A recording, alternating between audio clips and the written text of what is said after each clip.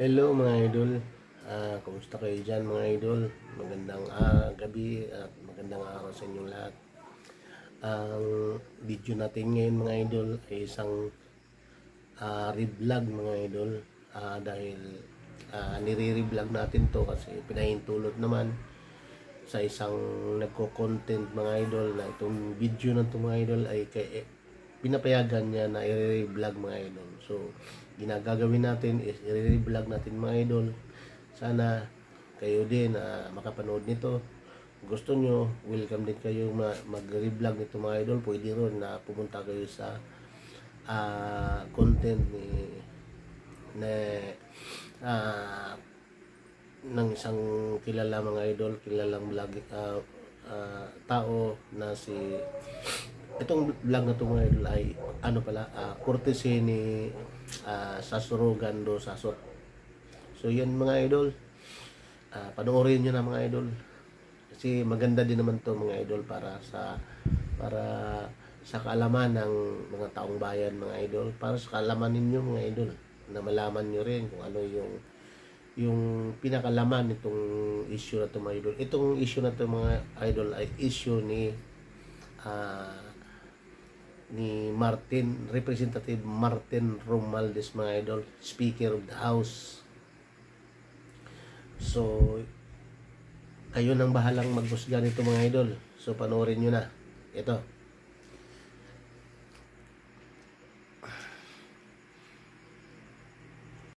Ang pinakamadali nating pag-usapan, medyo complicated ito, pero itanong nyo po ito sa may alam po sa corporate law sa United States kung anong ibig sabihin ng SPAC or kahit sinong mga abogado na kakilala nyo para ito ay mas lalo nyo maintindihan. Pero yun po ang pinakapayak na ating explanation right now.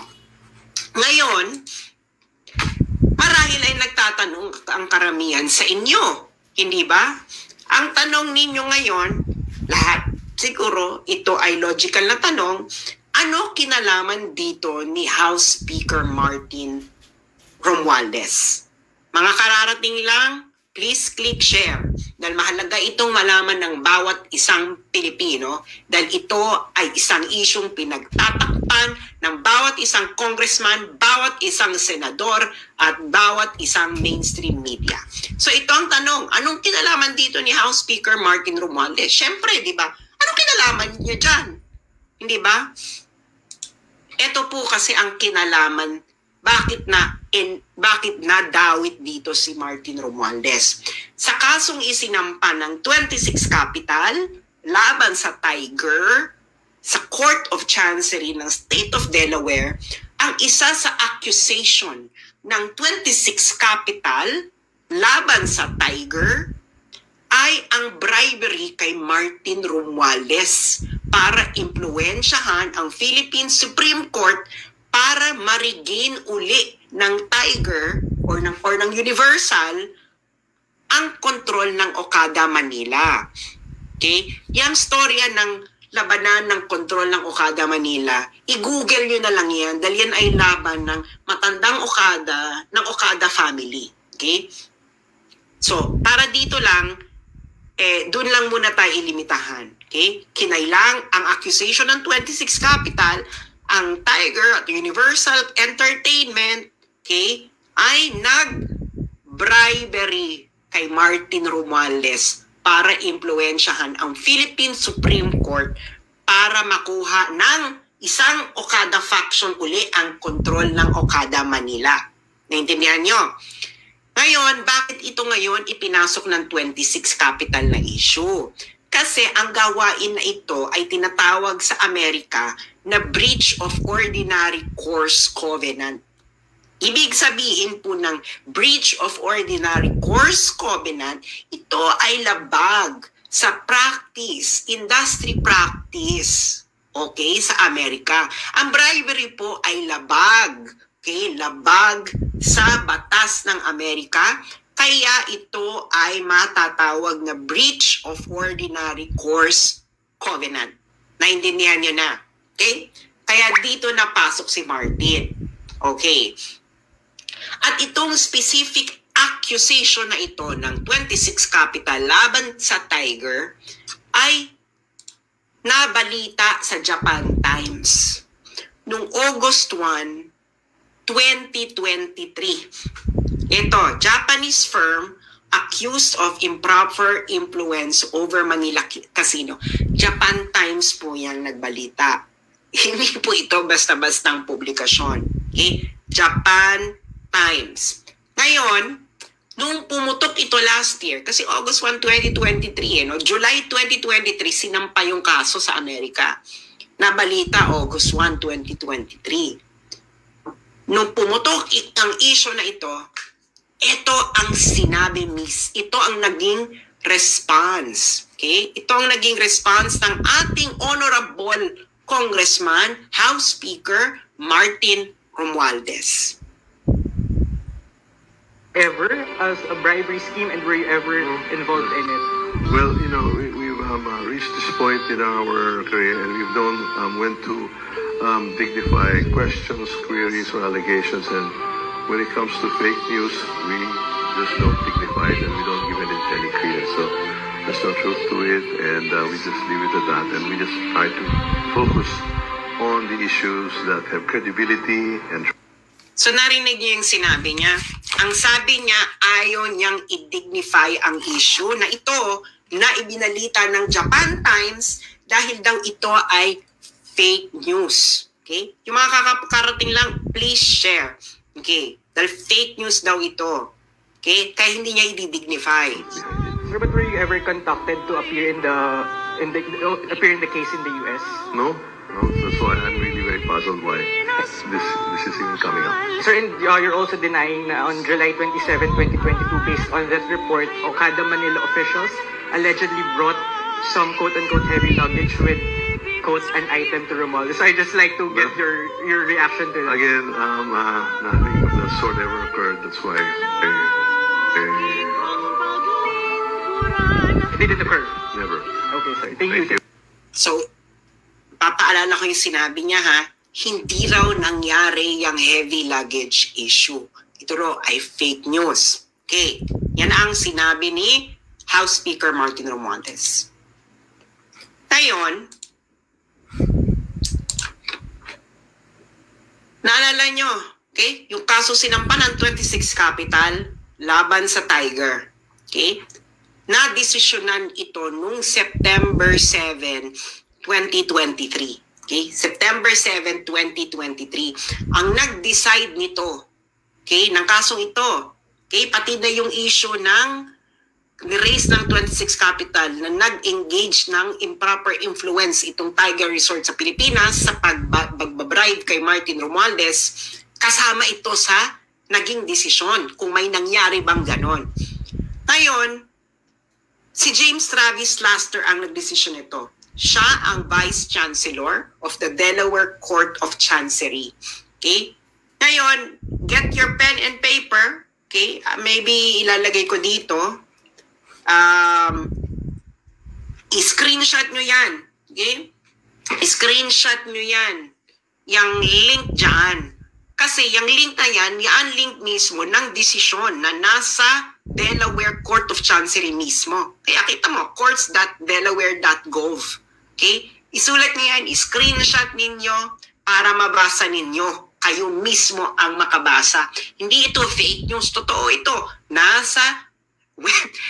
It is a decision na sinulat ni James Travis Laster, Vice Chancellor of the Delaware Court of Chancery. Ito po ay korte sa Amerika.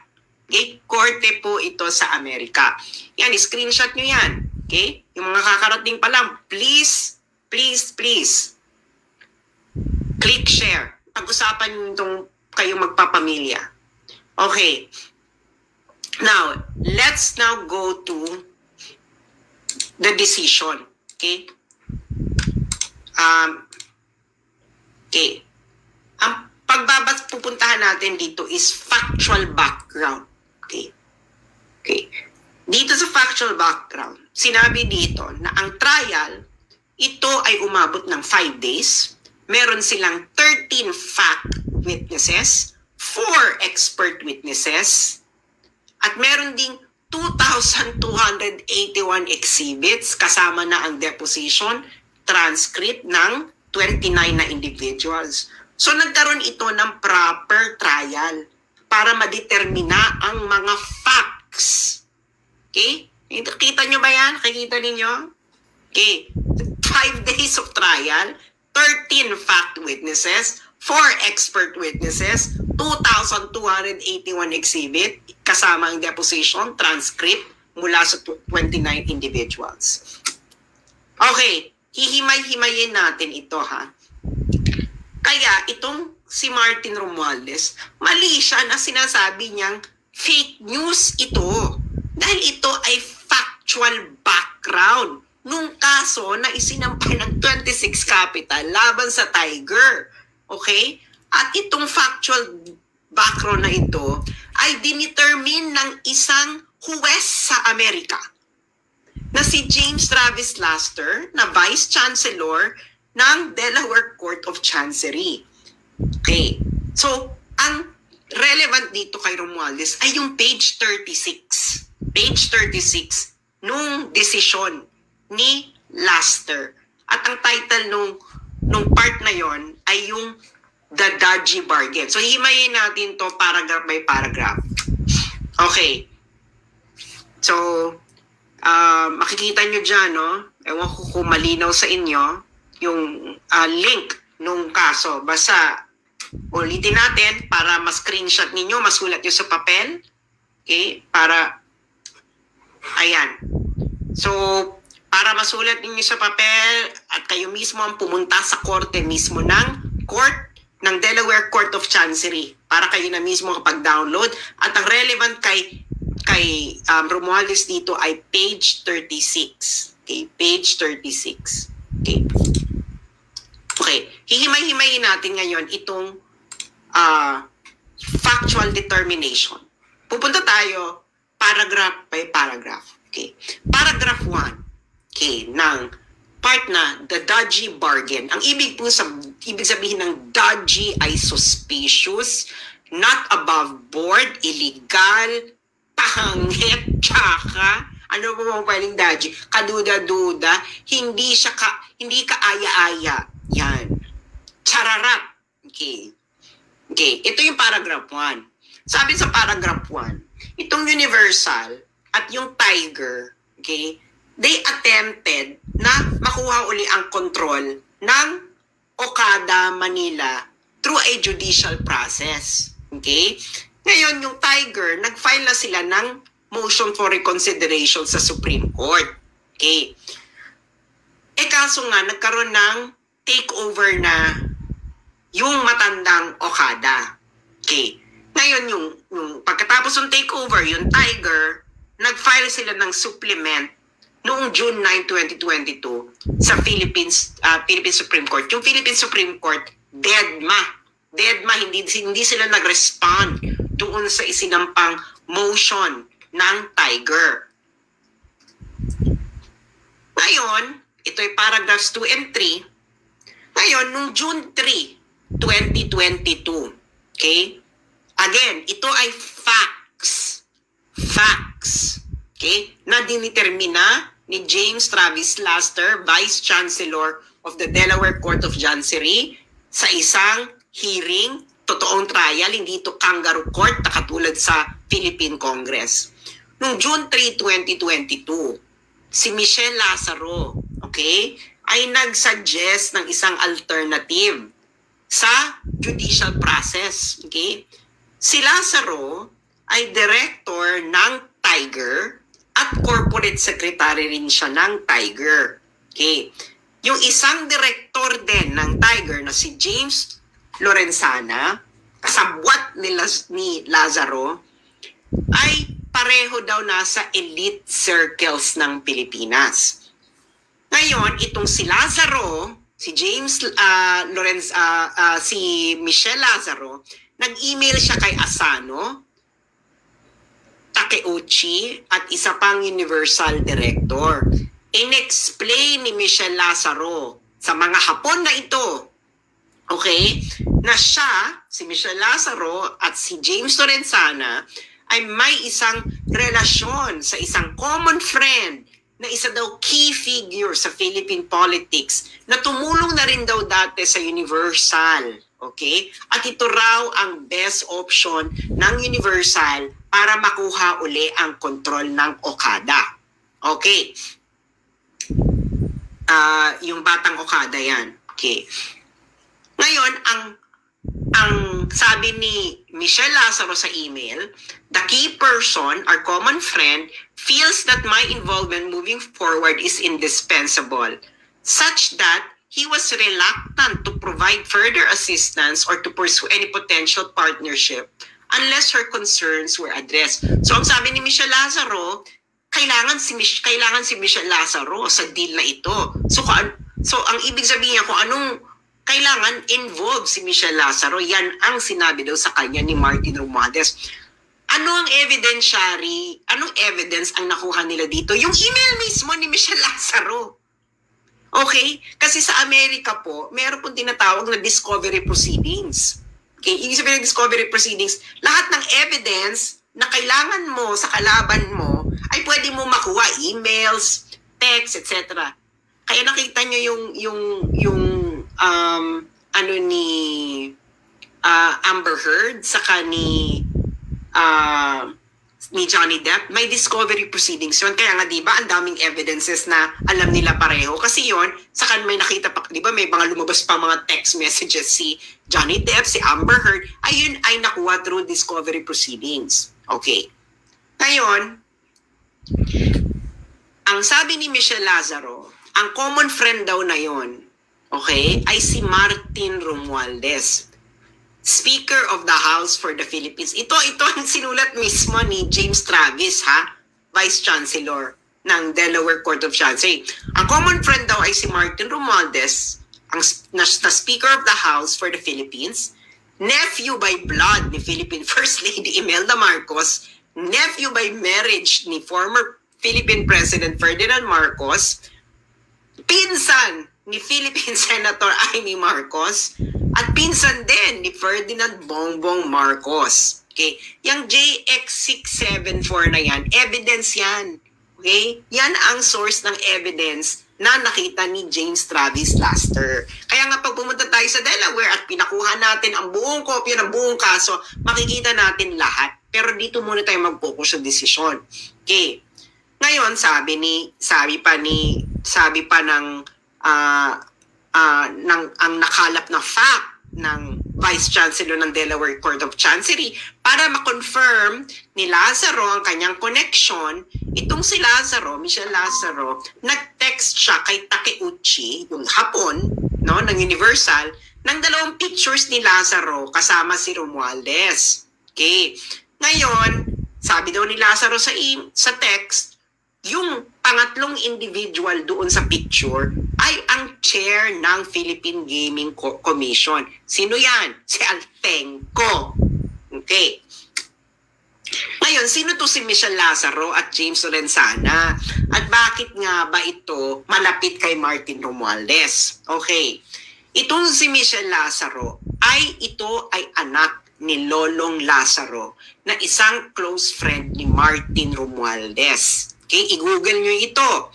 Nung namatay si Lolong Lazaro, itong si tatay ni Michelle Lazaro, itong si Martin Romualdez ay nag-deliver pa ng eulogy sa pagsalamay ng tatay ni Michelle Lazaro.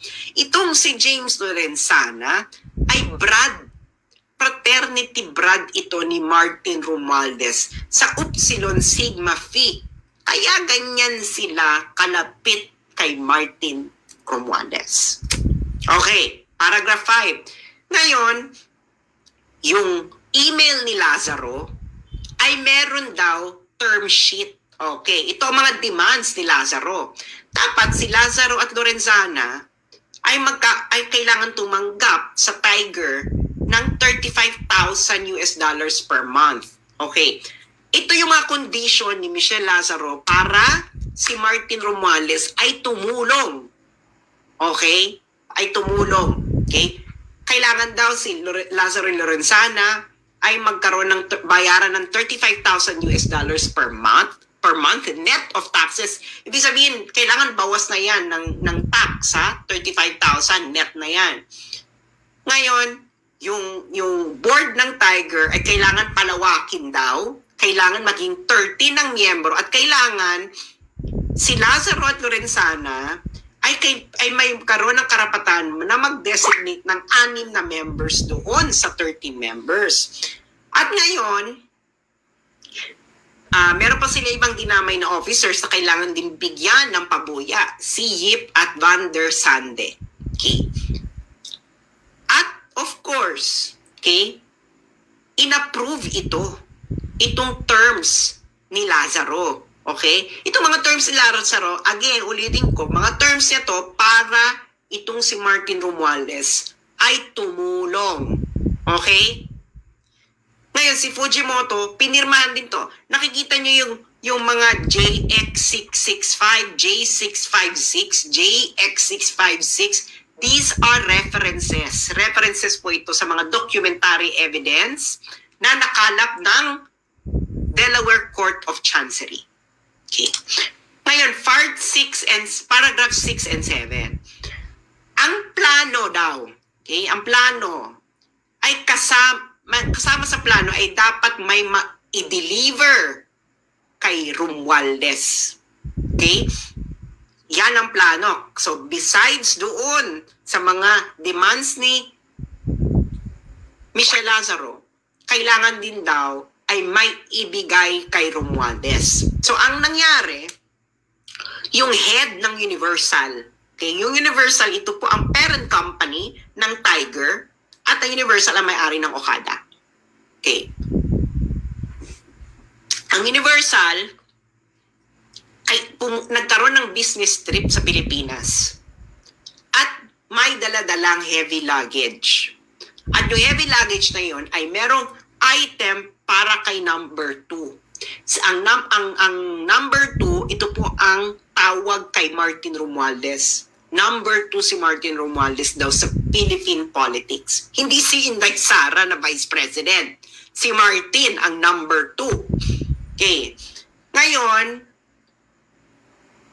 pag dumating na raw ang item sa Pilipinas, ito ay dadalhin ng Universal Executive kay Martin. Okay. Ngayon, yung Asano, sabi niya, nakip na natin yung promise natin kay number 2. So now, turn na ngayon ni number 2 na i-fulfill ang kanyang promise. Okay. Intindihan nyo? Lahat ito ay may reference sa documentary evidences mula emails, text messages, etc. na nakalap ng Delaware Court of Chancery. Okay. Ngayon, itong next paragraph na ito ngayon ay pinabulaanan na hindi daw ito alam ng 26 Capital. Kasi remember, di ba, yung 26 Capital, dinimanda niya yung Tiger. Sabi ng 26 Capital, itong Tiger, nag-involve to ng bribery issue. Nag-bribe ito kay Martin. Ngayon, sabi ng 26 Capital, hindi niya alam. Ngayon, itong next paragraph na ito, ang sabi, imposible hindi alam ito ng 26 Capital. Kasi, nag-email pa si Lazaro, Michelle Lazaro. Okay?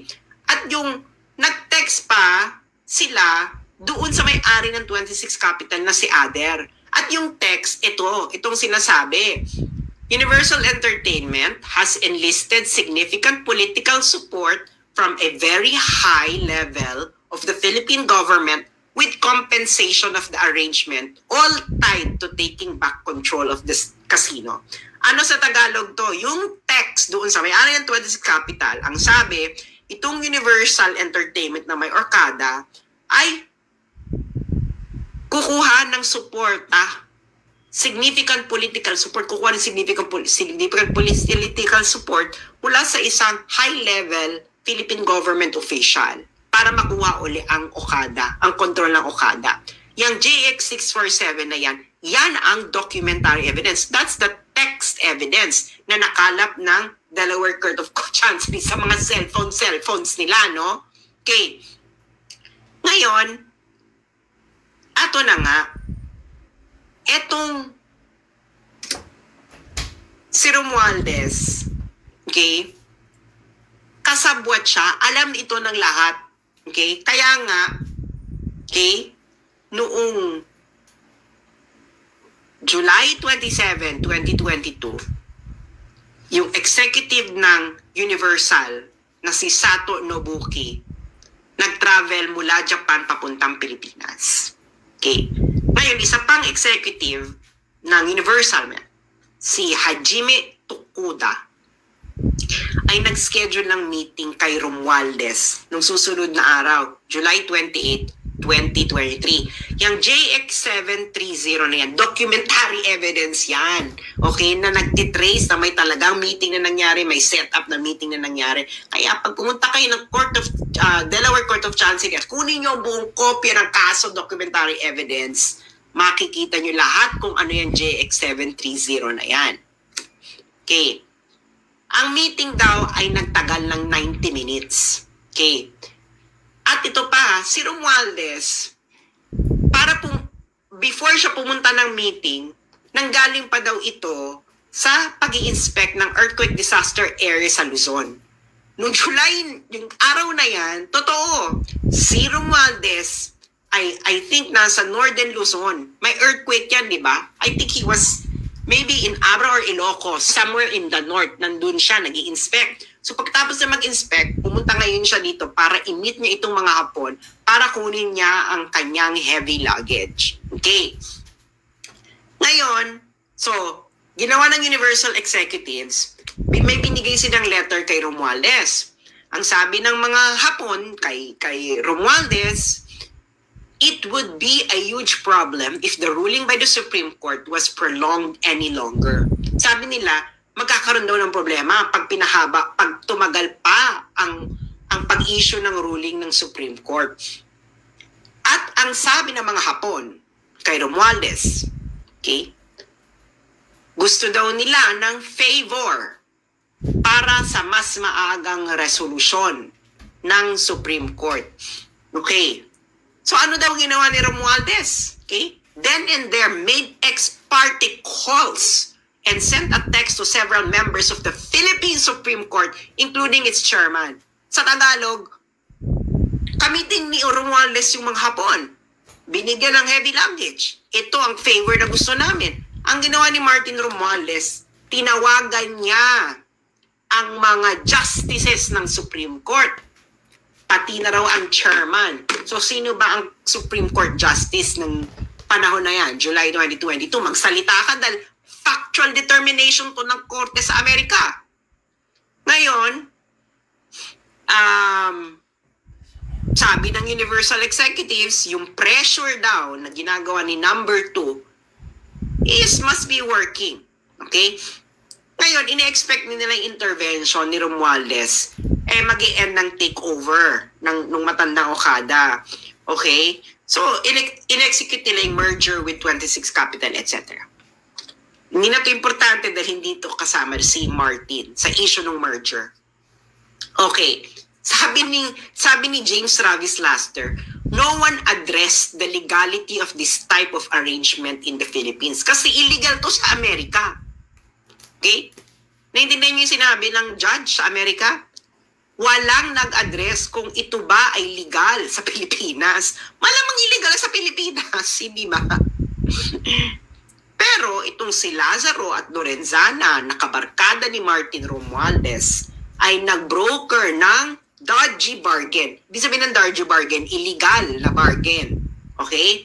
Na kung saan, in-offer nila sa Tiger, sa may-ari ng Okada, na mag-i-intervene si Martin Romualdez. Basta si Lazaro at Lorenzana ay bibigyan ng increased control ng Tiger, bibabayaran ng 35,000 per month, magkakaroon ng may papasok silang mga tao sa Tiger Corporation at ang pinakahuli ay dapat may ibigay kay Romualdez.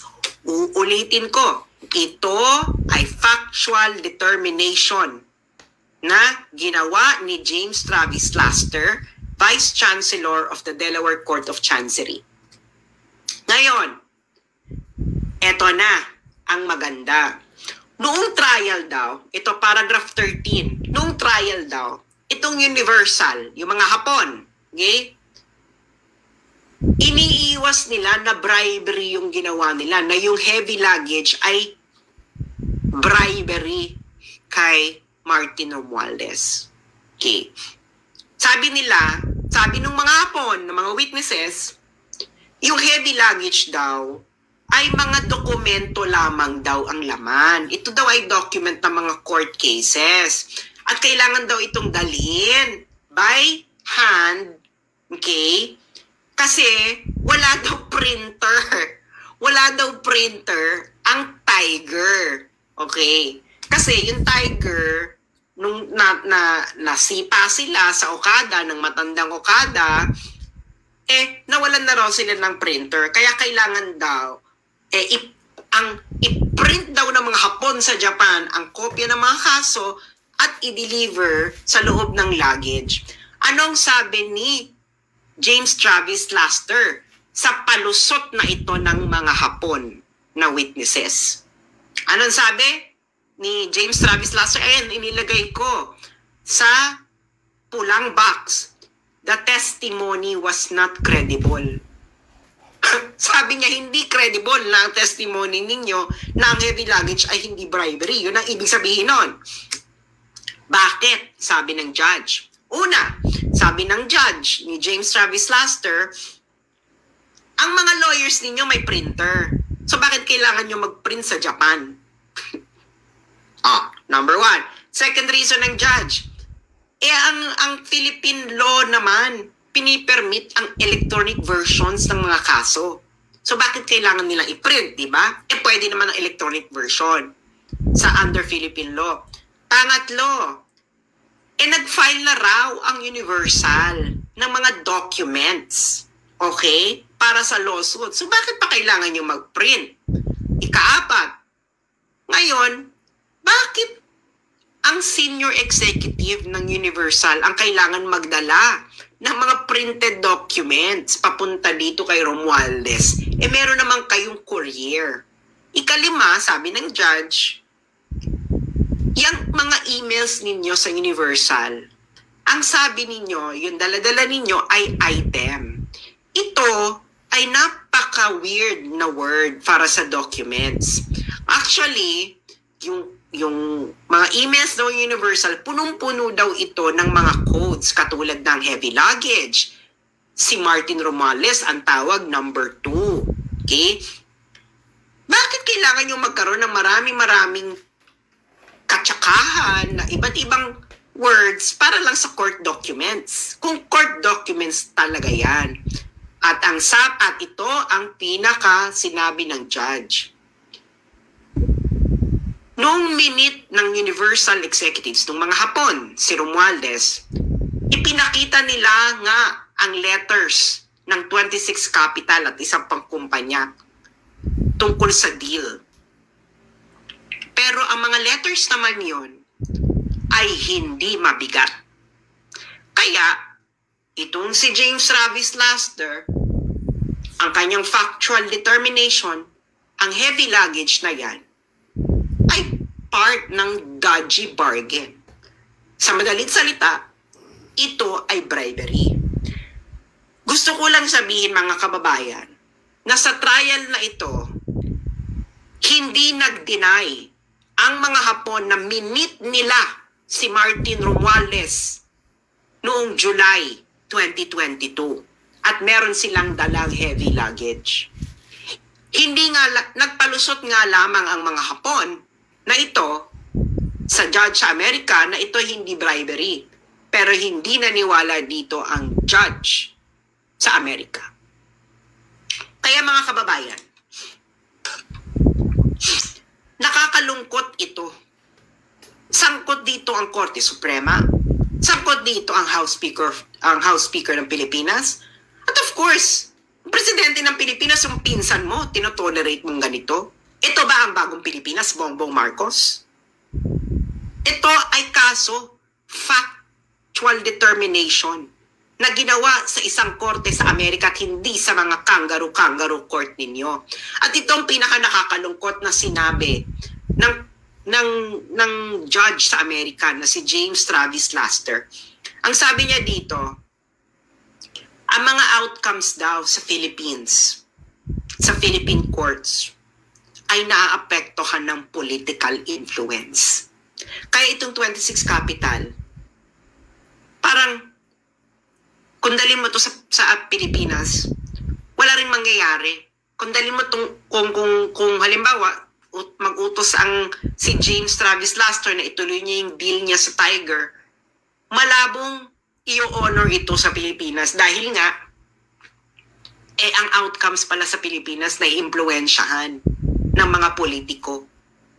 At yung mga kalaban daw itong 26 Capital gumawa na nga ng dodgy bargain or bribery para makuha yung political influence. So, porke pa? Wag na raw, yung remedy na ituloy, yung i-close yung deal, hindi na kailangan, ay malabong mangyari. Nag-gets niyo? Nag-gets niyo yung sabi? Ang outcomes sa Philippine legal courts ay na-impluwensyahan ng mga politiko. Supreme Court, hindi ba kayo nahihiya? Comment, ito ang observation mula sa factual determination ng isang judge sa Amerika. Hindi nyo pa ito ina-address. Pinag-uusapan na ito ng mga sikat na abogado, mga law firms sa Amerika dahil nga napaka-bizarre daw ng mga facts dito. Lalo na itong involvement na ito ni number 2 ni House Speaker Martin Romualdez. So ang tanong ko mga kababayan, sino ngayon ang fake news sa bribery issue? Ang laway ni Romualdez o ang factual determination ni James Travis Laster na Vice Chancellor of the Delaware Court of Chancery? Sino? Sino ang fake news? Si Martin o yung judge sa Amerika? Ngayon, mga kababayan, bakit sa tingin nyo ayaw itong pag-usapan ng mainstream media? Bakit yung mga senador na malilinis sa katulad ni Risa Ontiveros ayaw nyo itong pag-usapan? Bakit si Trillanes ayaw itong pag-usapan? Bakit ayaw nila itong pag-usapan? Isa itong fact na na-establish sa isang kaso sa Amerika. Ayan, nakikita nyo dyan ang link. I-screenshot ninyo. Puntahan nyo yan sa Google, i-search nyo yung link, puntahan nyo yan, i-type nyo sa search bar. Yan, i-screenshot nyo yan, pumunta kayo ng page 36 ng decision para mabasa ninyo ang ating diniscuss ngayong gabi dito. So, mga kababayan, please lang pag-usapan ninyo ito. Ito ba ay tama? Kakaumpisa mo pa lang ni Martin Romualdez umupo. Ang ginawa niya na ginamit niya ang kanyang pwesto para siya ay magpayaman. This is plunder. Kakaumpisa mo pala, Martin Romualdez. Nag-commit ka na ng plunder. July. My God, hindi pa umiinit yung titi mo dyan sa Kongreso. Ginamit mo na yung posisyon mo para sa corruption. Ang sama ng ugali mo. Tang-ina ninyong mga Marcoses at Romualdez. Ang dapat sa inyo ay dapat gawin sa inyo ng mga Pilipino ang hindi nila nagawa nung EDSA 1. Wala na sanang Hawaii na mangyari. Kung papalarin ang mga Pilipino na maglakas sila ng loob para masipa uli kayong mga magnanakaw na mga Marcoses at Romualdez. Napaka-corrupt ninyo. Tang-ina. Ayan puntahan nyo yan. I-screenshot nyo yung link na yan. I-search ninyo yan. Puntahan nyo yung page 36. Tanungin ninyo mga sarili ninyo, bakit tahimik ang Catholic Church tungkol dito? Bakit tahimik ang mga elite na schools, Ateneo, UST, Lasal? Kasabwat na ba kayo ng mga pagnanakaw ng mga Marcos at Romualdez? Mga mainstream media, ba't tahimik kayo? Fact ito determined by a US judge na nagkaroon ng trial, nagkaroon ng evidence, ng mga documentary evidences. Ayun lang po, maraming salamat mga kababayan.